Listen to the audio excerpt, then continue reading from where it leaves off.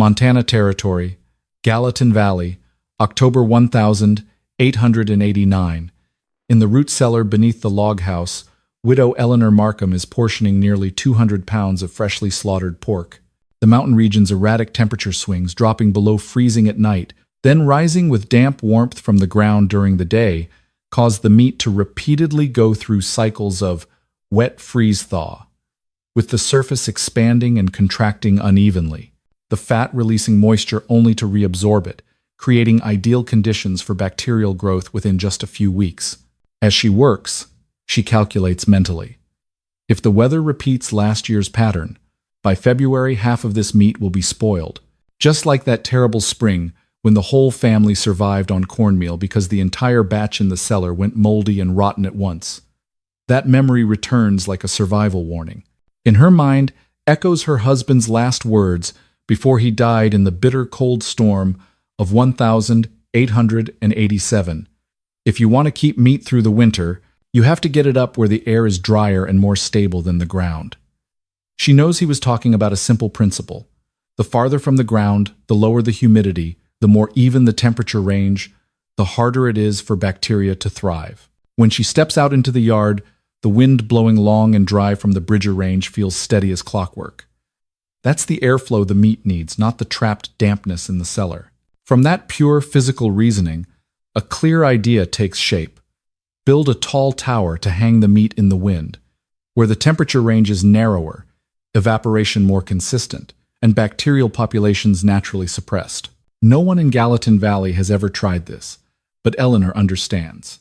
Either find a way to harness the wind or accept another year of the same cycle of hunger and hardship.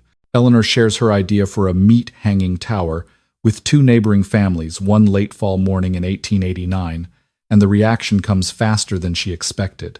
They laugh, saying Montana wind won't save a single piece of meat, that a woman living alone could never build a stone structure taller than a man. Those words reflect not only skepticism towards something new, but also the ingrained view of a widow on a frontier, where survival still outweighs neighborly sentiment. Yet Eleanor clearly sees what they overlook. No matter how much they mock her, winter is coming, and the February meat spoilage cycle will return unless she finds a way to stabilize temperature and humidity around the meat. Last year, the cellar temperature swung from -5 degrees Celsius at night to nearly 4 degrees Celsius during the day, causing the meat surface to freeze and thaw repeatedly, and allowing bacteria to flourish. She has no choice but to try a different method, so she begins surveying the land around the farm amid the neighbors' indifference. Every morning, Eleanor walks across the rise behind the horse barn, where wind from the Bridger Range sweeps continuously for nearly 8 months of the year at an average speed of 10-15 miles per hour. She notes when the wind shifts direction, gauges the air's dryness simply by holding the back of her hand in the flow. At different elevations, she measures temperature differences with her late husband's old mercury thermometer. The damp ground holds 3-5 degrees Celsius on warm days, while just standing on a rise 2 meters higher. The air is always at least 2 degrees cooler and noticeably drier. Those numbers show her there is a more stable air layer that the underground cellar can never achieve. In the afternoons, Eleanor walks along the Shields River bank looking for slate to build the tower walls. Her choice of stone is not about aesthetics but survival. Thin slate dissipates heat more evenly than thick river cobbles, so the tower's interior surface won't hold moisture too long during temperature swings. She tests stone dryness simply by setting them on the grass for a few minutes and watching how quickly moisture evaporates. After years in this harsh climate, her eyes are trained to detect color changes in stone according to humidity. At the same time, she selects the tower site based on a simple principle. It needs a place where wind flows straight and unobstructed by trees, because steady airflow will dry the meat evenly. The rise east of the farm is the only spot that meets the criteria, where wind blows uninterrupted from early morning to late afternoon. Neighbors see her measuring and noting things, and they just shake their heads. To them, it's harmless eccentricity. To Eleanor, every number she records is the line between meat lasting until spring or her family eating thin gruel for another year. When darkness falls and the night wind rises from the valley, she stands on the rise looking toward the neighboring farms. The morning mockery still rings in her head, but behind it lies an undeniable reality. Montana winter waits for no one's change of opinion. It only punishes those who aren't prepared in time. And as the cold wind hits her face, Eleanor knows her journey to build the tower has begun, even though she remains completely alone. Eleanor starts constructing the tower in the first week of November, 1889, when the Montana ground is still soft enough to dig, but the air already carries the chill smell of coming winter. She remeasures a foundation circle about 6 feet in diameter, digs down nearly 6 inches to create a level base just deep enough to stabilize the stone weight without letting freezing soil crush the structure. The work holds no romance. It is a repeating chain of heavy lifting and bitter wind. The slate slabs collected along the Shields River bank, each weighing 20 to 40 pounds, are dragged up the rise by rope looped around her waist. Every few steps she has to stop to breathe, because wind from the Bridger side whips across at 20-25 miles per hour, sometimes strong enough to throw her off the path she had planned. By noon on the day she lays the first stone ring, the tower begins to take shape. But even a small error in lean can send the whole effort crashing down. And that happens. The first night after she finishes 3 stone rings, the wind rises to nearly 30 miles per hour. When Eleanor wakes, the wall has collapsed, stones scattered like they never wanted to stay where she placed them. She sits beside the pile, hands freezing, feeling close to defeat, but then stands again because the truth doesn't change. Winter won't wait for her to regain her spirit. It only waits for the meat in the cellar to start spoiling patch by patch. She tries again, but the challenge is not only the weight of stone. Night temperatures drop to -6 to -10 degrees Celsius, causing everything to contract. Any joint not stable enough develops cracks. Some nights, when temperature falls rapidly in a few hours, she hears the wall snap dryly as stone is squeezed. The next morning, the east side collapses again. Gallatin Valley is a place where weather numbers are not just data, but the deciding factor of whether a family has food until March or not. Wind, temperature, gravity, slope, all have their own voice in this process, and they are not easily persuaded. By the 5th day, so many failures force her to pause and recalculate. The local wind pattern is very specific. Northwest blows strongest between 1-3 p.m., peaking at 30-36 miles per hour, while at night it drops to 15-18 but feels colder. That means any structure over 3 feet must withstand near-continuous force oscillation. That truth makes her realize this cannot be built on intuition alone.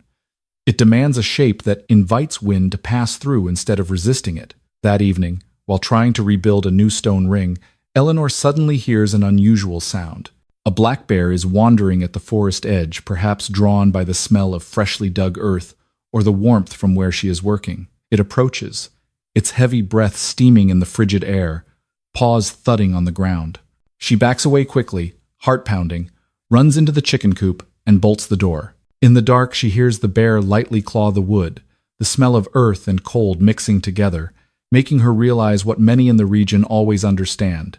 Nature is not the only obstacle. Sometimes it directly tests whether a person has enough determination to survive another winter. The bear leaves near dawn. When Eleanor steps out, breathing deeply the 0 degrees Celsius morning air, she knows she still has much to do. From day 7 to 12, she spends most of her time adjusting stone placement, observing how wind hits the wall, how force distributes as the tower rises. Each additional inch of height means listening for where wind strikes hardest, where gravity creates compression. She begins changing the stacking method. Each slab is laid diagonally over the one below in a locking pattern, creating distributed support points. This style makes the wall withstand 20% stronger wind. On the afternoon of the 14th day, when the tower has just passed 5 feet, wind lashes down from the Bridger Range hard enough to lift dust in long ribbons, yet the stone rings no longer shake as before. Eleanor stands still for a few seconds, feeling for the first time that the structure is truly standing in a physical sense, not merely forced. By the end of the 3rd week, the tower is nearly as tall as a grown man. The slight curve in the wall, originally just a result of repeated corrections, now becomes an advantage. It allows wind to glide past, reducing sway by nearly 30% compared to a flat wall. Neighbors start appearing more often. They still laugh or try to laugh, but the laughter is shorter, mixed with looks they can no longer fully hide of curiosity. Some linger longer, watching how she places each slab, asking a casual question before walking away. But Eleanor knows well. With every foot the tower gains, the distance between their laughter and the physical reality she is building grows shorter. And when the true winter wind finally pours down the valley, they will soon realize what she knew from the beginning. Only a structure that understands the wind can survive a Montana winter. By the end of the third week, when the tower has risen past shoulder height, Eleanor begins the finishing phase 1 that demands more calculation than brute strength. She recalls the old Shoshone storage sheds she passed while gathering firewood years ago. Their gentle curves, each layer slightly recessed to form a natural vault, help them stand for decades in mountain winds. She applies that principle to the tower. Each stone ring recedes about 1 to 1, 5 inches, creating a soft but durable curve, because gravity will transfer gradually downward instead of concentrating at one point. When she reaches the top of the main body, the tower has a solid, no longer fragile appearance, unlike its early days. Eleanor then turns to the door. She chooses the north side, the direction with least sunlight, in late winter and early spring, to minimize temperature damage to the meat. The door is cut from thick cottonwood planks nearly 2 inches deep, an old material but one that expands and contracts evenly in cold. Outside, she seals the edges with dried deer hide to prevent wind leaks. Just below the door, she deliberately leaves a 3-centimeter gap, a small but vital detail. This will be the low-level air intake when a fire burns below. From the door, Eleanor moves to the ventilation system, the heart of the entire structure. She cuts 6 hand-sized air inlets at the tower base, evenly spaced in a circle to draw air from every direction. At the top, she builds an 18-inch fired clay exhaust chimney, narrow but tall, enough to create strong vertical draft. When a fire is lit at the tower floor, cold air from below is pulled in, rises through the shaft, and exits the top chimney, forming a continuous, stable airflow.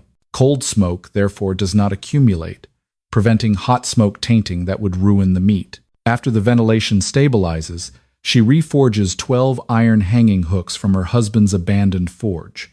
The lowest level is for thick cuts like ham, where temperature is most stable. The middle 2 levels hold belly for bacon, the most important pieces, needing even, dry wind.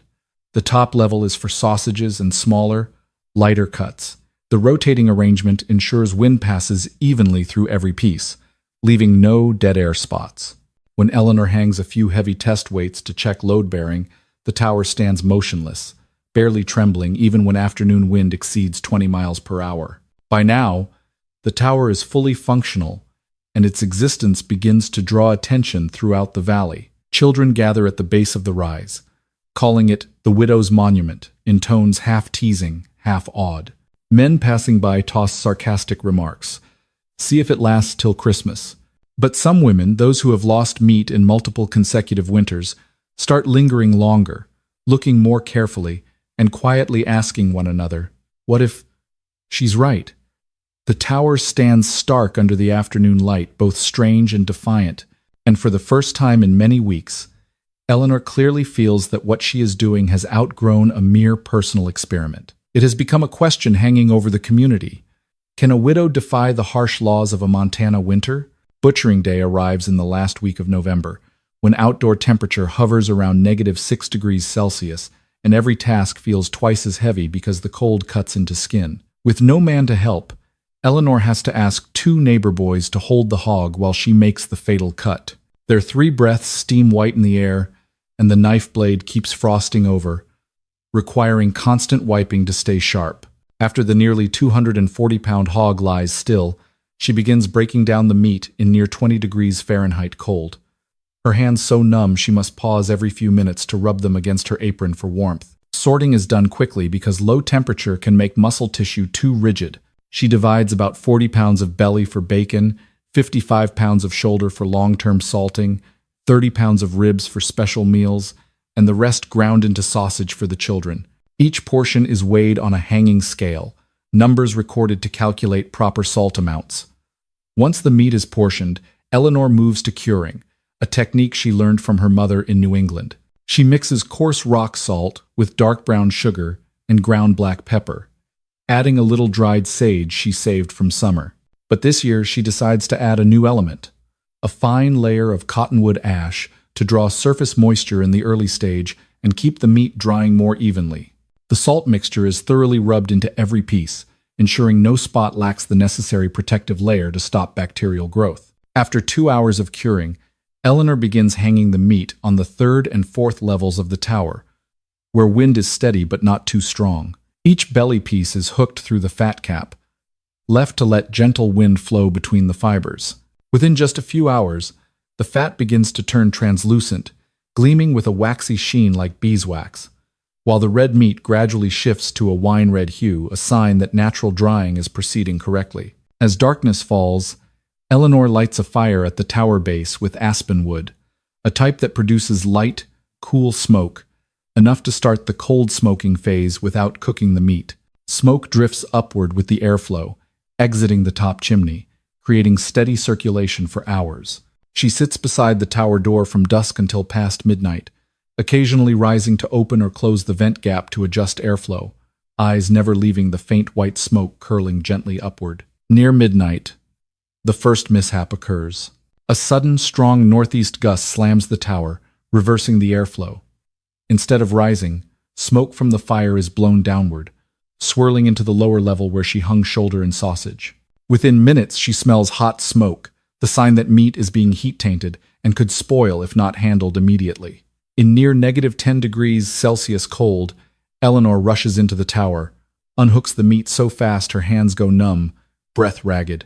She carries each piece outside into the yard, running through the beginning snowfall to bring them into a temporary cellar. The whipping wind balloons her coat, and the heat rising from the meat hits her face like a reminder. Just a few more minutes of delay, and the precious winter supply would have been destroyed. Once the crisis is contained, she returns to the tower, closes some east side vents, widens the west intake gap to redirect airflow back to vertical. These small adjustments determine the survival of the entire process. When she finally sits on the tower step, breathing heavily and hands shaking, the smoke has returned to its pale green, thin, correct temperature state. That was only the first night. But it is enough for Eleanor to understand that the challenges ahead lie not only in effort and technique, but in the ability to react quickly to any natural shift.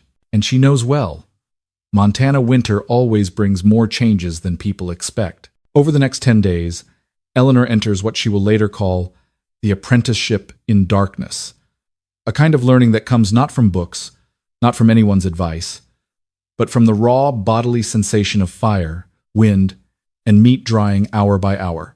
After surviving the first night's mishap, she realizes she must learn to read the language of smoke if she wants to survive the winter.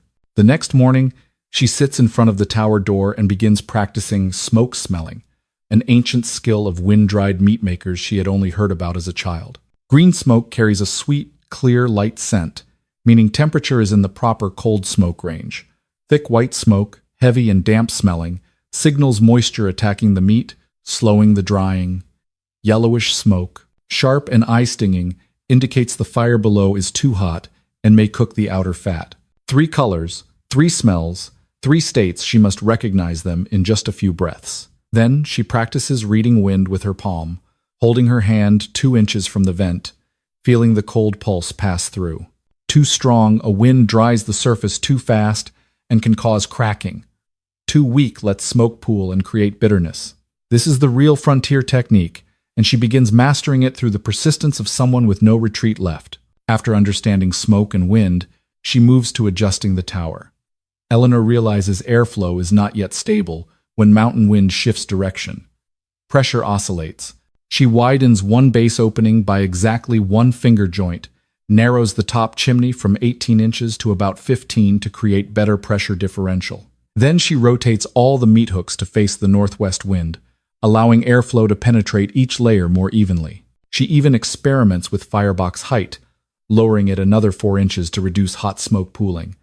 Every small change, mere centimeters, has impact on the entire meat drying cycle. This very subtlety makes her story captivating to American audiences. A frontier woman, practicing science through intuition and observation, a true artisan. By the 4th day, Eleanor begins tracking changes in each cut. Belly needs surface dryness within the first 12-18 hours. Shoulder takes longer, 24-36 hours. Sausage requires monitoring elasticity. When gently squeezed, it should spring back like soft rubber. She memorizes every shift. Fat from opaque white to translucent amber glow. Red meat surface deepening to wine red. Tendons hardening but not shrinking. This is the moisture-dry cycle, the phase that decides success or failure of the entire winter meat supply. She learns that meat does not dry in a straight line, but in a breathing rhythm. Moisture releases, redistributes, then evaporates again. Whenever humidity changes, she adjusts wind, fire, hanging position. She observes with eyes, nose, hands the rawest, most beautiful form of survival science. But success does not come easily. Throughout the first 10 days, Eleanor is so exhausted she can only sleep in 20-30-minute snatches. Each time she dozes, she places a stone on her chest. When breathing slows and the stone falls to the ground, the light clatter wakes her. On the morning of the 7th day, frost coats her hair in a thin layer, and her fingers crack and bleed from the freezing rope and iron hooks. There are moments she stops, leans against the tower wall, feeling as if her whole body wants to give up. But whenever she looks inside, seeing the pale green smoke drifting, seeing the bacon pieces tightening properly, she knows she must continue. Because every adjustment she learns, every failure she corrects, is one more day her family survives winter. And on the Montana frontier, living just one more day can save an entire season. In that solitude, she is not only building a meat tower, she is building faith in herself. Because Eleanor understands very clearly, winter does not allow anyone a second mistake. When December arrives, Montana enters one of the deepest cold spells since the early 1880 seconds. The first major snowstorm does not come gradually but crashes down like nature slamming a door. Wind gusts to 55 miles per hour, temperature plunges to -18 degrees Fahrenheit in half a day. Layers of snow freeze with each blast, turning the ground hard as rock. Across farms in the Shields Valley, many families' wooden meat sheds last only 2 days before roofs collapse under ice weight. Large slabs of snow slide down, crushing crossbeams and shattering their winter reserves with cruel warning. If the technique is inadequate, winter will take everything back. The two families closest to Eleanor suffer the clearest losses. The Hendersons, on the north side of the valley, hang meat traditionally on ceiling beams. But continuous humidity swings during the storm when strong wind melts roof ice only for it to refreeze instantly, cause water to pool on the meat. Then green mold spreads across every piece. The sour smell forces them to discard more than half their salted meat, right when reserves should be growing, not shrinking. The Millers face a different disaster. Ice clogs the cellar vent holes, rats find their way in through a tiny crack, and in just a few nights destroy nearly half the belly and shoulder meant for March. The adults hide their panic, but the Miller children cry constantly from the stench of rotting meat filling the kitchen. Meanwhile, atop the rise where Eleanor built her tower, the situation is entirely different. At the height of the storm, she brings her leather notebook to check inside. Icy wind lashes her face. But the moment she steps through the tower door, she feels something no other family in the valley has. And strangely stable temperature, fluctuating only between 32-38 degrees Fahrenheit. That range is the golden boundary for preservation. Cold enough to stop bacteria, warm enough to prevent freezing, allowing the moisture-dry cycle to proceed evenly. She inspects each piece. Fat turned translucent amber, meat fibers shifted to reddish-brown signs of steady drying without hot wind damage. No white fungal spots, no green mold streaks, no off odors. She presses a fingernail lightly into a belly piece. Elasticity returns instantly, proving the fat has not separated. All this happens while other families in the valley lose their winter stores day by day. One early January morning, when Miller visits Henderson to borrow cornmeal, they happen to mention the strange stone tower on the rise. Rumor begins with a short sentence: "Widow Markham's bacon made it through January."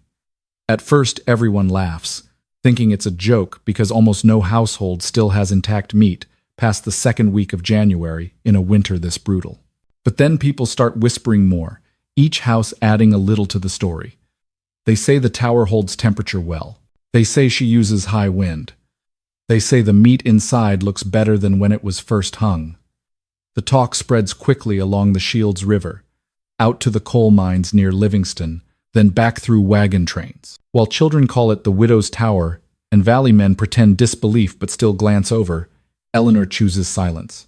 She offers no defense, no boasting, no response to any gossip.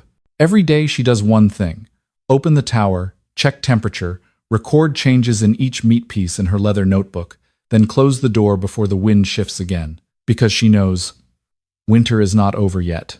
And only when March arrives with meat still intact can it be called victory. The unusual warm spell arrived at the exact moment no one expected, when the Shields Valley was exhausted after a long series of blizzards. Temperatures suddenly climbed from freezing to 40 degrees Fahrenheit and stayed there for 3 consecutive days, a climate shift more dangerous than any storm.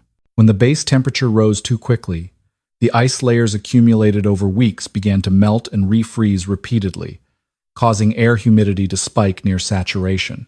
Within the first 24-36 hours, meat hanging in traditional cold sheds absorbed water, became mushy, and started to turn.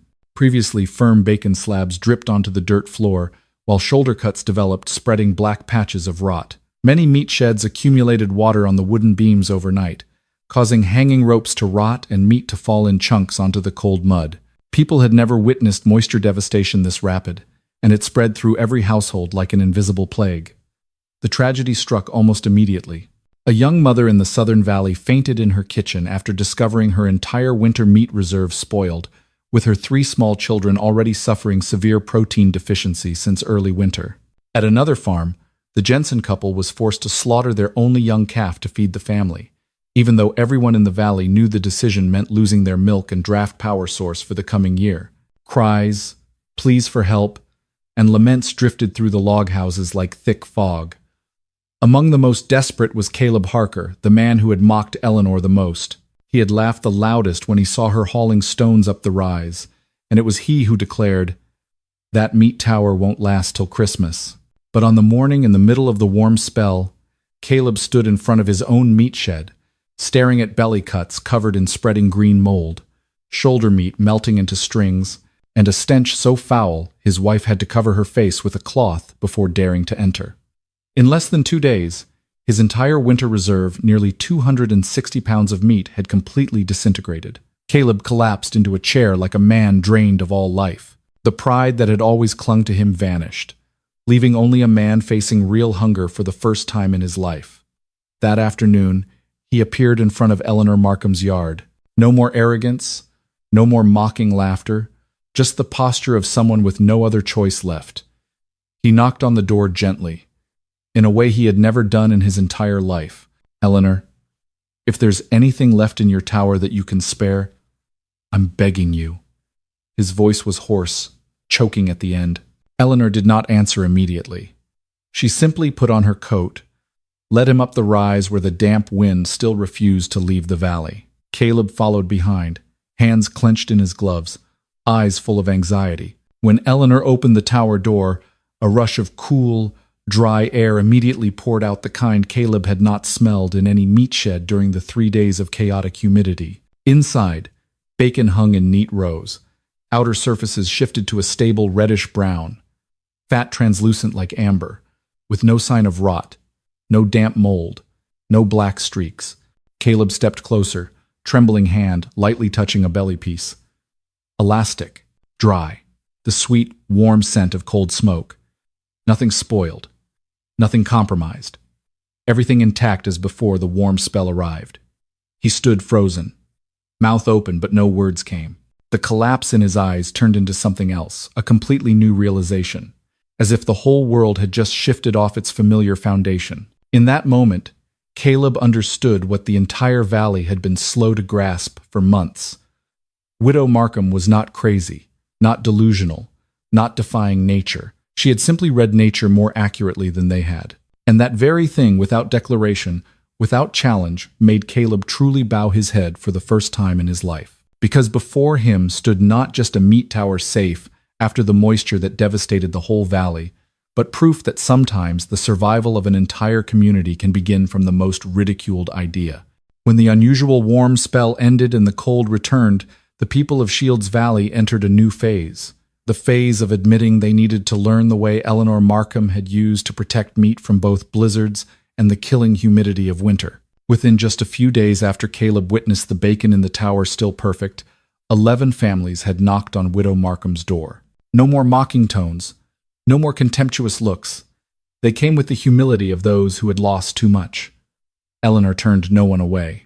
One early February morning, she opened the tower door for everyone to see the interior structure, then began teaching them each skill one by one, from choosing wind-catching locations to recognizing the correct smoke color.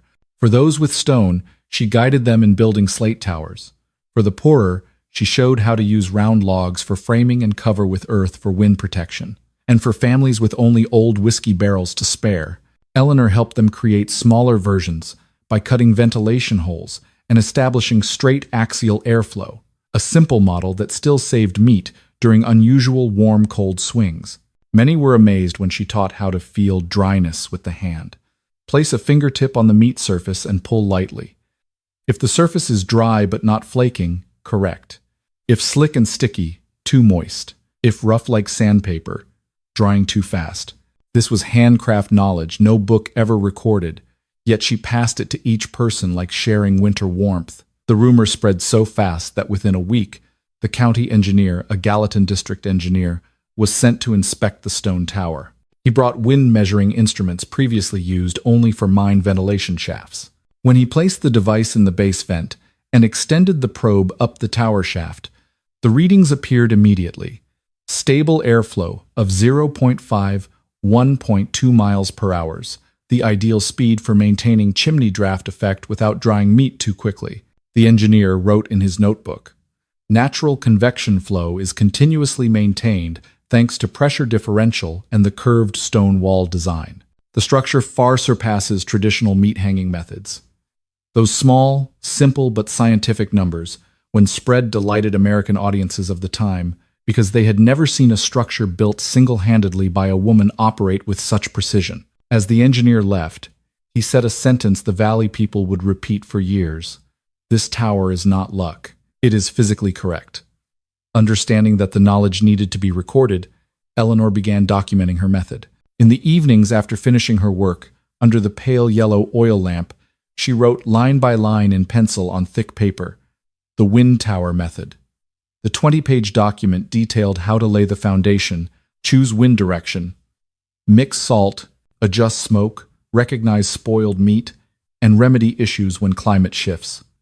She even drew illustrations of each recessed stone ring, vent hole sizes, and even how to hang steel wire to deter rats. Once finished, people began copying it in pencil onto whatever paper they had, from children's school notebooks to the backs of grain receipts. Within a month, the method had spread across Montana. By early spring, handwritten copies appeared in Bozeman, Livingston, Big Timber, and along the Northern Pacific Railroad line. It spread like fire in wind, not through propaganda but through results. When every other meat shed in the region failed, one lone stone tower preserved an entire winter's livelihood. And that was when people understood that Eleanor Markham had given them the most important thing on the frontier: knowledge that could help humans defeat nature, even if only for one season. 5 years after that brutal winter, the Gallatin Range had changed. Valleys once entirely dependent on harsh cold now featured stone structures standing like markers of a turning era. Not just one or two, but more than 30 meat towers rose scattered across Gallatin, Madison, and Shields valleys. Each tower carried its own variation, depending on household materials. Some used slate, some built with wood covered in earth. Some families even adapted old whiskey barrels into smaller versions. But all were based on one philosophy the people still passed among themselves: let the wind do what winter cannot. As the number of towers grew, the entire region's economic efficiency changed. Ranchers who once lost money from late winter spoilage had to slaughter extra to offset losses. But after adopting Eleanor's method, they almost never suffered meat loss. Instead of discarding 30–40% of market meat as before, they now kept it into early summer, sometimes longer. At markets in Bozeman and along the Livingston Railroad, people began selling bacon labeled Markham Cured, a tribute to the woman who originated the technique. Buyers from Idaho, Wyoming, even Washington sought out pounds of Montana wind-dried meat. It was not just food. It was proof of frontier resilience. By 1896, the method's influence had grown large enough for the state of Montana to officially recognize it. In that year's Department of Agriculture report, a note appeared: wind smoke meat preservation technique, unique to Gallatin Valley, initiated by a local widow. Not the most formal wording, not verbose, but it affirmed what Valley people had long known. A ridiculed woman had changed how the entire mountain region fought winter. From then on, agricultural engineers began studying convection airflow in meat towers, butchers debated optimal hanging heights for belly, and schoolchildren told stories about her like frontier fairy tales. Eleanor's first tower became a place people wanted to visit as a piece of living history. Travelers from Helena, Missoula, or even those on the Northern Pacific trains stopped to see the stone structure less than 2 meters tall, yet bearing the mark of a quiet revolution. They walked around the tower, placed hands on the slabs Eleanor once carried, looked up at the top vent pipe, and wondered how a widow with 2 small hands could read the laws of mountain wind so accurately. Standing before the tower, many felt it like a story. The story of a harsh frontier where cold could kill a season, but also where a solitary idea could spread across mountains and become legacy. And that was when Eleanor's legacy extended beyond Shields Valley. It became part of Montana, of the American West Mountains, and of every place where people must battle winter to survive. In her final years, Eleanor Markham lived exactly as she had survived her youth. Simply, frugally, and always thinking of others before herself. The old log house halfway up the rise still glowed with lamplight every butchering season, and her meat tower, though the stone aged and vents weathered, still received regular fires on late fall days. She no longer needed much meat for herself, but every year she prepared a batch of 30-40 pounds of bacon and sausage to give to hungry families in Shields Valley. People grew accustomed to seeing her figure leaning on a cane as she climbed the slope, checking each stone slab, wiping hooks, adding a few lines to her old notebook, as if tending a living thing. Each autumn, though her hands trembled, she still personally hung the first batches in the tower. It was a rhythm she would never release. In the winter of 1918, cold came early and fierce, but Eleanor still completed her final bacon batch in early November. That day she sat in front of the tower quite long, longer than usual, listening to the wind whistle through the door, crack like someone hearing a familiar story. That evening she went to bed without further instructions, without complaint, only quietly saying to her granddaughter, "The wind is good today." The next morning she was found lying still in her blankets, breath stopped, face peaceful as if she had simply stepped through a gentle door. Valley people said she departed exactly as she lived, quiet, calm, still listening to the wind until the end. After the funeral, family and neighbors together erected a small pine board behind the stone tower, facing north, the direction Eleanor always said, is the wind that carries meat through winter. On the board was engraved a formal yet simple inscription: Eleanor Markham. She lifted meat into the wind and taught a valley to survive. Not flowery, not ostentatious, just a sentence recording what she truly did, turning a ridiculed idea into a hunger-saving method for an entire community. In the years that followed, tourists, students, farmers, and even meteorologists visited the first tower not just to see how it was built, but to feel something deeper, the endurance of a person who refused to give up before winter.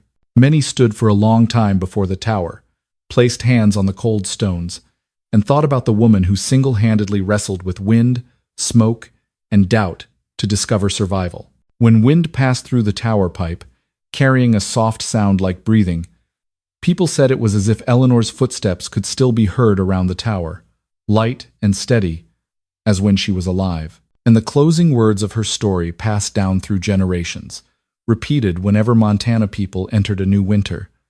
They laughed when she built a tower for meat, but when summer came and her bacon was still intact, no one laughed anymore.